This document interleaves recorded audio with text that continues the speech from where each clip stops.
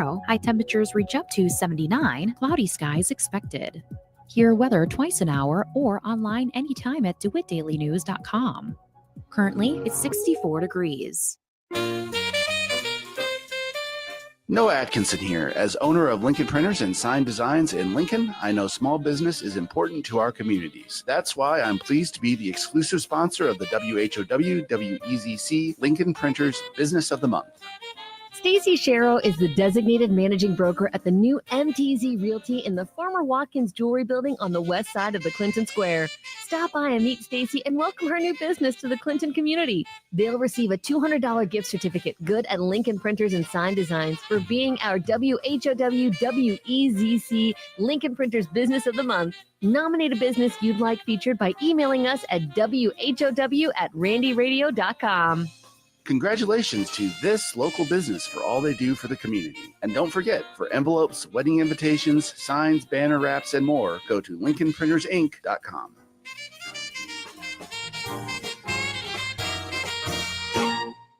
Tuning in and listening to the news, hearing what's happening with local views. Across the country or in my town, I tune in to find out what's going down. Yeah, yeah. Local radio, keeping me informed in my community. Local radio creates unity. News time, 7 minutes after 7 o'clock on this Thursday.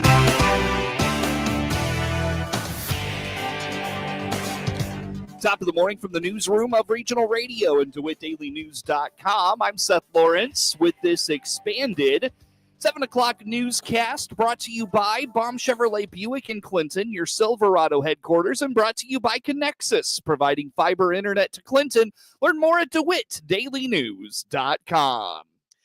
The saga between DeWitt County and Enel Green Energy has been a long one with ups and downs, mostly downs from the perspective of DeWitt County board members and residents. At Monday night's DeWitt County Land Use Committee meeting, zoning administrator Liz Weichel received operation reports from Enel, which are supposed to detail any curtailment violations they committed over a certain period. While residents have been noticing and posting videos of curtailment violations, Enel claims they have none. So, speaking about that, were you able to get their operational reports for April and May?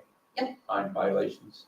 No, I have exactly what they gave me. They gave me what they give me every month, and it says that they turned off. It says that they were at 0. It says that the National Weather Service notified them at a certain time, and then they turned it back on. I believe I'd like to review those reports because I think on April the 1st, I know for a fact they were still operating 10 minutes after the alarm went out, and that was beyond what we set up for acceptable. There's actual multiple videos on Facebook of it, at least April 2nd. There may be other dates, but people in different areas of the wind farm plot. Committee Chair Buck Carter requested Weichel acquire more detailed operation reports from specific days correlating with the alleged curtailment violations. We got what I call an operational report, listed towers by number, times that they were turned off and turned on. I have an old one of those like this, but they told us they were not going to do that on the regular. That was just a courtesy that time. This is what we get now. So, well, can we request those like that day? Yes, I think, and that's why I say you have the dates. Yeah. All the dates in April and May, the farms went off. Yeah, because I have you need to make an official request for the operational reports for those days. Complete operational reports for every tower. So that we can judge their compliance with it. Because, I mean, they can say what they want to say, but most of us that either live in that area or in the area know they were still operating. They didn't shut off.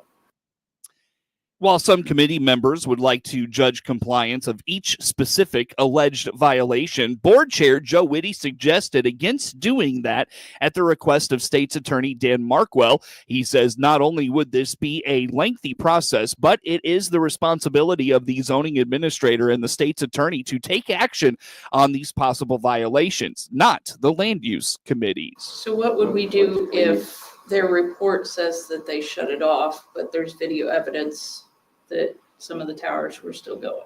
That would be up to you guys. Is that a, So just to chime in another 2 cents though, I think ultimately it's gonna be Elizabeth that'll have to review the report and any violations taken out with Mr. Markwell. I don't think, based on my conversation with Mr. Markwell, we shouldn't be getting into the details of determining whether there's violations or not. I agree that Elizabeth needs the tools and the report to be able to do that. So maybe that's something that we can take up if Mr. Chabot comes. Well, the only way she can verify that is if she has the reports. Right, so. She just can't if she's taking her word there for that report, I mean, that's the information she's getting. But as members of the board and the general public, we know different. Yeah. I think that's something that Elizabeth and Mr. Markwell kind of need to work through. Yeah. The ordinance and what enforcement mechanism is there. If it's insufficient with what we're getting back, then I think they need to take that up and not hash that out necessarily here. So so let me just, I think we can have that conversation, but just, I don't know of any other property that gets public meeting discussion. I think it's just something, for the zoning administrator to do her job. And if she's not getting the reports, we'll support her in that. Maybe when they come later this month, if they come to the board meeting, we can. Local Enel representative Matthew Seville will attend this month's county board meeting to address the alleged violations. The busy summer travel season has kicked off, and Clinton residents are being reminded of the Vacation Watch program offered through the Clinton Police Department. On the WHOW Morning Show Wednesday, Clinton Police Chief Ben Lowers told Regional Radio the Vacation Watch program through the Clinton Police Department is a great way to make sure your home remains secure while you're away. Yeah, so a Vacation Watch program that we offer and have for decades. The Vacation Watch program, you call in to our non-emergency number at 217-935-9441. And you can let our dispatcher is going to take you through kind of a brief questionnaire as to obviously the location, but the dates that you'll be away and, information about the property, who might be there, who might be checking on the property, who's allowed to be there, an emergency contact should we discover something out of the ordinary. But, different vehicles that'll be on the site, lights, things of that nature, contact numbers. And anyways, then at least once per shift, we have our officers go by and just kind of check those, pay a little extra special attention in terms of patrol, checking those Vacation Watch locations. So it's free service that we offer. We highly recommend it. According to Chief Flowers, if you're not going to utilize the Vacation Watch program, there are many things you can do to make sure your home stays secure while you're away. And he says it starts with not advertising your absence on social media. Some of the things that we also talk about when we talk about vacations is to not really advertise your absence. As before we got started, we were just talking about social media and whatnot, and being online and whatnot. We highly recommend that you don't share those photos and stuff. While it's exciting, while you can't wait to share and whatnot, we recommend that you don't share all those photos and your whereabouts until you get home. There's no, in today's world of social media and everybody talking about everything that they're doing, in real time, that there's no simpler way to advertise your absence from home than posting pictures of your vacation and things like that. So be cognizant of that. Other things that we recommend that you, especially if you're going to be gone for more than say a week, is having the mail stopped or having it picked up. Taking care of your lawn and outdoor flowers and things like that. A sure sign of somebody's absence is the mail piling up and the grass getting tall or different landscape not being watered, things of that nature. So keeping those things maintained, moving a vehicle around, turning the light on, turning the light off, things of that nature. just to certainly give the appearance that the location is occupied. So just some quick little tips on that. Residents interested in the Vacation Watch program will be asked the obvious questions like their address and the dates of their absence, but then the chief says they will want to know who has access to your home and what vehicles those people drive. They're going to be asked, obviously, the location, but the dates in which, the person's going to be gone, the dates of which they want it to be looked after.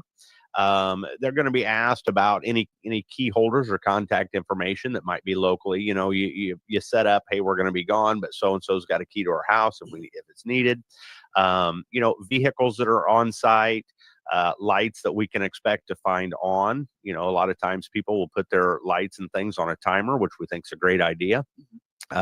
Basically just to know what we should expect when we go look at the house so that we will be able to recognize if something's out of order. Gotcha. Is the biggest thing. So, and then we also, even though they set those dates when they call and set it up, we do like them to call when they get home and let us know that they're home.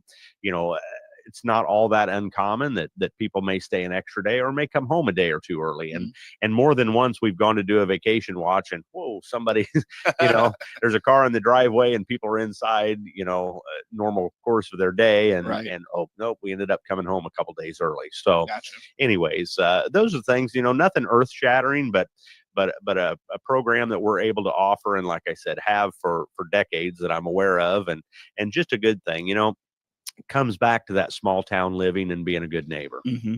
The chief encourages neighbors to look after each other through the summer, and if you're on good terms with those who live around you, it's always a good practice to ask them to keep watch of your home while you're away. Weldon Springs State Park will be a beehive of activity this weekend with several events going on. The Daughters of the American Revolution, or DAR, are hosting a flag ceremony at Veterans Point at the park. Edith Brady Lunny with the Clinton DeWitt County DAR chapter says it also coincides with the DAR monthly meeting. Well, the DeWitt Clinton chapter of the Daughters of the American Revolution are going to be hosting a community flag day at Veterans Point at the park. And this is a day to recognize our flag that was adopted in 1777 by the Second Continental Congress. So later it was adopted as an official flag day for the nation. So it just so happens this year that our monthly meeting falls on Flag Day. And we usually meet at Weldon Springs in the month of June. So we thought, why don't we put the two together and have a community flag day ceremony? And we're going to be honoring two people with certificates for their flag displays. The first person is Elsie Volker, who people will know from Clinton. And the second one is Sherry and Eric Followell, who live in DeWitt. And both of them have very nice flag displays. And of course, Elsie has been known for years in Clinton. She was the wife of Darwin Volker, who was the head of our local AMVET. So we're really happy to be honoring them. And then we're going to have a little luncheon for the veterans afterwards at the Chautauqua picnic shelters. We will have our flag ceremony at Veterans Point, and then we'll move over to Chautauqua for the picnic. Now, there's a 30% chance of rain. We've ordered otherwise, but we'll see what happens. But if it rains, we will be at the schoolhouse for the Flag Day ceremony because we'll have the color guard there to raise the flag, and we can do that at either place. And of course, Veterans Point is a perfect place to have it. It is. I mean, on Flag Day, they have the full display of the 50 flags. There's only a handful of holidays during the year that they do that. So, that's what Veterans Point was made for, was doing this kind of an observance, I think. Father's Day weekend is also a free fishing weekend, which means it's the perfect time for fathers and sons or daughters to try out fishing for the first time and participate in the annual Weldon Springs State Park Youth Fishing Derby. The Father's Day Fishing Derby is also happening. 8:30 is registration. From 9 to, I believe, 11:30, the kids will be fishing. There's trophies to be given away. There's prizes for every child. So definitely come out. If you don't have a fishing pole, we have them for you. Come out and enjoy. And hopefully it'll be a good day. But when it's cloudy, you do catch fish. Very good. We have a lot of families that come out. A couple of years ago, I had a mother come out with her 2 little ones. Her son was about 9, and then she had an infant. And the 9-year-old had never fished before. She bought him a pole. She was chasing the infant around. The little boy was trying to learn how to fish. We had the Boy Scouts are there to help. We had some of the DNR people there to help. Sure. So, and then other fathers, other people there, moms are helping each other, and, everybody's it's a nice community kind of time, and it actually goes back for years. This is a free fishing weekend. For Father's Day, the state of Illinois does free fishing. Please look into exactly the days and times. I think it's Saturday through Sunday. It might also include Friday, but I'm not positive. So no license needed. And we will be at the boat dock for this. The concession stand is open. That's Patty Kinder with the Weldon Springs State Park Foundation, who indicates registration for the Youth Fishing Derby begins at 8:30 at the concession area. The Derby will run from 9 a.m. to 11 a.m. Trophies will be awarded for first, second, and third places for the number of fish caught from the bank in 3 age divisions for 6 and under, 7 through 9, and 10 through 12. There is no registration fee in case of rain or lightning. The heavy rain or lightning, that is, the event will be canceled. June is National Dairy Month, and during this month, the St. Louis District Dairy Council is celebrating the fact more and more dairy is being consumed. Monica Nyman with the St. Louis District Dairy Council points to literature out of the Dairy Herd Management publication, which cites Circana and notes sales of dairy increased in 2024. There was a recent article in the Dairy Herd Management, and it basically said that the sales of dairy milk, so fluid milk, increased about 2% overall in 2024. And so that research came from a firm called Circana. And basically it's saying that, consumers are looking for foods that are giving them good nutrition. And so that's one of the reasons that they think that there's an increase in fluid milk sales. And, just to kind of mention specifically with milk, so this does not apply to cheese and yogurt, but milk gives our bodies 13 different types of nutrients that we have to have every single day to function properly. So, you kind of mentioned at the beginning the protein, there's calcium, which most people are familiar with. Milk also provides zinc and phosphorus and vitamin D. So all kinds of things that our bodies need every single day to function properly. So I think consumers are just really a little bit more interested, number one, in where their food comes from. Milk is a locally produced food. And then also just what kind of nutrition, like what kind of nutritional bang for my buck am I getting? And it does give lots of nutrition for that 1 cup serving size. Nyman believes the increase in dairy sales is an indication consumers are looking for more nutrient-rich foods, and dairy is certainly that. As a dietitian, I love that. I love to hear that, to hear people making changes and that sort of thing. My mom actually just recently got diagnosed with type 2 diabetes, and so now it's like the light switch went on, and she's like, oh my gosh, I shouldn't be eating all these terrible foods that I've been eating for years. And now she's motivated because she wants to get off that medication. And sometimes it takes something like that to really change and pivot from what your normal was. And for you to recognize, gosh, there's all these other foods out there that have so much nutrition in them that I should be including in my diet. Some people cannot handle dairy in their diets or just do not like the taste or texture of milk. For those individuals, Nyman has a few alternatives. If you don't like to just sit down to a cup of milk, there's lots of ways that you can kind of change the taste of that. So, lots of people are familiar with chocolate or strawberry syrup, and we talk a lot about kids and whether or not chocolate milk is healthy for them. And so because milk gives kids and adults so much nutrition, putting a little bit of sugar in it is actually not as bad as people think. Okay. And the reason I say that is because kids get sugar from so many other foods that are not giving them any nutrition. Okay. So at least with that cup of milk, if you're adding in a little bit of syrup to it, you're still getting 8 grams of protein, 20 to 30% of your calcium for the day, and all those other nutrients that I just mentioned. Coffee drinkers can also incorporate dairy through a variety of methods. Nyman even offers some alternative ways to prepare your coffee. If you like coffee, you can add, make a latte. You can add, basically milk to your coffee or coffee to your milk to give it that flavor, or cocoa powder. You can blend up those ingredients with ice and make an iced coffee or an iced hot chocolate. Honey and cinnamon go really well with milk. You can heat it in the microwave just to kind of give that warm and comfort taste. And then what I do at my house for my kids is they sell like an instant breakfast powder. And so I kind of mentioned the amount of calories my boys consume. They're both they're teenagers, they are runners.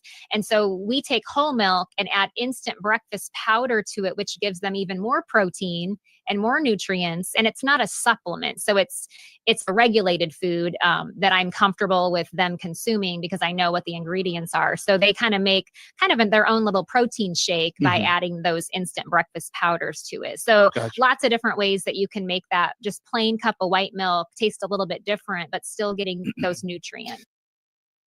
The St. Louis District Dairy Council has many great resources and information available at its website, stldairycouncil.org. You can also follow them on Facebook and Instagram.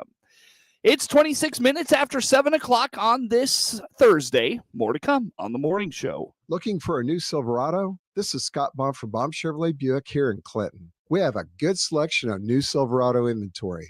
We have Silverados in 1500s, 2500s, and 3500s with several trim levels, custom, LT, RST, LTZ, and yes, even high countries. All our inventory is priced for our summer savings season. Baum Chevrolet Buick. Together, let's drive. BaumChevroletBuick.com right from the start. Experience the power of better connection with Connexus Fiber Internet. Connexus delivers ultra-fast, reliable speeds to keep you connected at the speed of life. Whether you're working from home, streaming your favorite shows, or gaming with your friends, Connexus has you covered. Say goodbye to buffering and dropped calls and say hello to fiber fast internet. Ready to upgrade your connection? Sign up today by clicking the Connexus icon at DeWittDailyNews.com. Nothing connects us like Connexus. News time, 27 minutes after 7 o'clock on this Thursday. Again, I'm Seth Lawrence with the folks today for this expanded local newscast. A big part of the Illinois FFA convention each year is the honorary state FFA degree recipients. There's more from RFD Radio's Jim Taylor out of Springfield this week.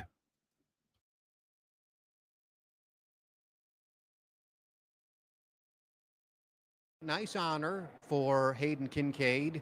He's one of the ag advisors at Richland County High School, the only FFA chapter receiving an honorary Illinois FFA degree. Pretty cool. What does that mean to you? It means a lot for our chapter. I think it's really neat to see the history of our ag teachers throughout our program. I'm just the 10th ag teacher at Richland County High School in only since 1922. So I'm glad to be able to join the ranks of the esteemed members that we've had come before us in the ag education world. When you're standing on stage with these honorary degree recipients, it's really interesting because it's a lot of different, walks of life. And I know I was talking to a state lawmaker that received a degree, I think a sitting member of the U.S. House of Representatives, a lot of industry people in ag.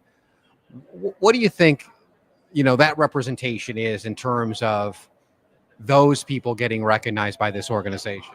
I think it's really important for our key stakeholders, such as those, whether they're with our universities throughout the state or sitting lawmakers. I think it's just important for everybody in the crowd to know the kind of support that FA has, as well as the support the Illinois FA needs as we continue to grow and improve our opportunities for students. These 3 days every year mean what to Hayden Kincaid? Opportunity. They're a recharge to be able to see what we've accomplished throughout the year. And I really appreciate the motivation they provide to students to see what's still out there and what they still can achieve. That's that is, again, Jim Taylor with the RFD Radio Network at the State FFA Convention in Springfield at the Bank of Springfield Center. The State FFA Convention wraps up today. 29 minutes after 7 o'clock is news time on this Thursday. Coverage of news is brought to you by Baum Chevrolet Buick in Clinton, your Silverado headquarters, and brought to you by Connexus, providing fiber internet to Clinton. Learn more at DeWittDailyNews.com. Get news anytime from your computer or mobile device at DeWittDailyNews.com.